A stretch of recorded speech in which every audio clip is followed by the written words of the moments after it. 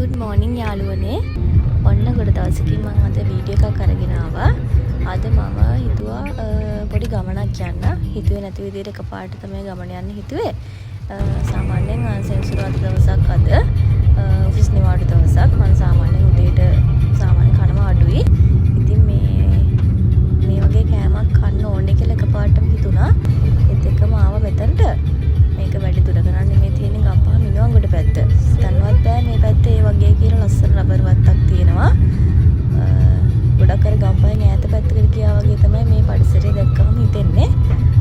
පොඩි වැස්සකුත් ආවා ඒත් එක්කම ඒකත් එක්ක පරිසරය අමුතු ලස්සනක් තියෙනවා.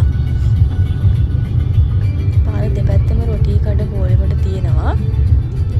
ඉතින් අපිට ඒත් එක්කම ලස්සන තැනක් හම්බුණා හොඳට ඉඳගෙන කන්න පුළුවන් විදිහට. සැර ලුණු මිරිස් එකකුත් එක්කම හොඳට පොල් රොටි තිබුණා.